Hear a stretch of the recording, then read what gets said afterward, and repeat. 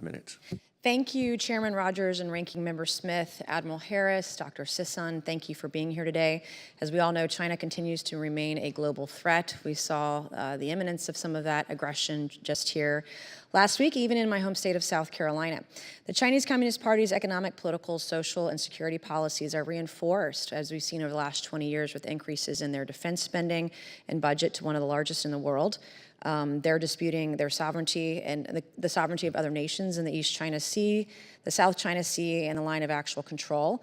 We've seen them over the years increasingly escalate their aggression. The timelines keep moving. Some of them keep moving up, which is of great concern to our nation. We're a country who values freedom, sovereignty, and democracy around the world, and we know that Chinese Communist Party's values directly contradict our values, especially when it comes to human rights, free speech, and some of the most basic freedoms that our nation and other nations were founded on. So I just have a few questions this afternoon, geared to, how do we strengthen our position and how do we deal with China's aggression? Admiral Harris and Dr. Sisson, either one of you can answer these questions. But the CCP has undertaken a significant long-term military modernization effort. We've seen some of those timelines move up over the years, but in what areas, in your opinion, has it made the most progress? And then in what areas have we seen them falling behind maybe some of their publicly stated goals?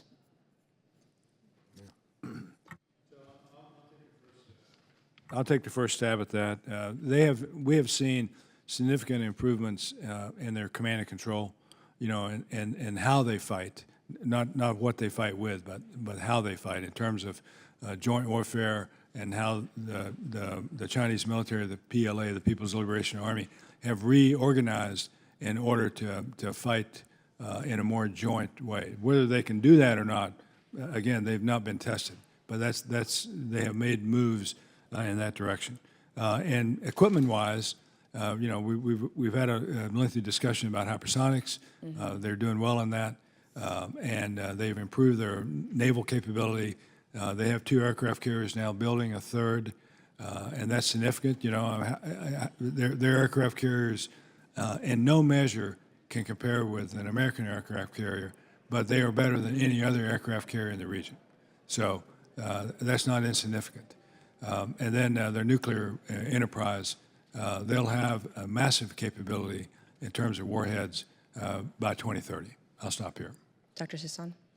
I think he's exactly right on all of those measures. The organization, the focus on information capabilities, cyber, command control, surveillance, those are very important. I would highlight, though, when we think about you asked about sort of areas where maybe things aren't going so well.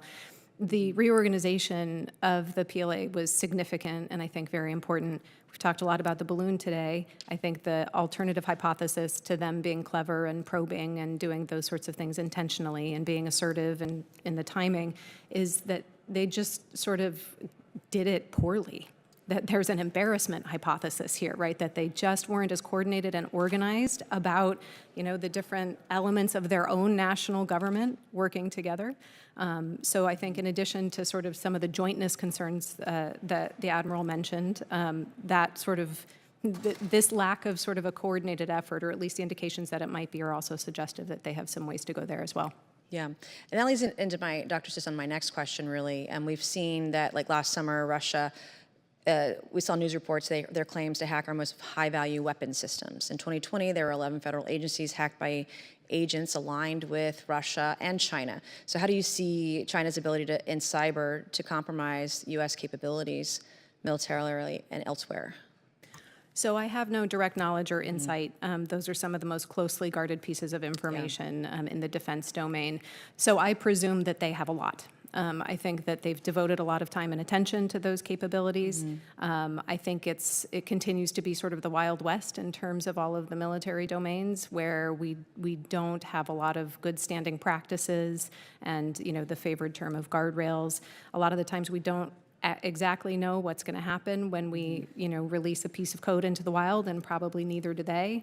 And so, I think that there's a lot to be concerned about in that area. What about AI? I mean, thoughts on AI and China's use? We know they put out a lot of research papers about AI. Where the Americans, we're all really hearing the advent of that technology. I don't have very much time left, but Any quick thoughts on that?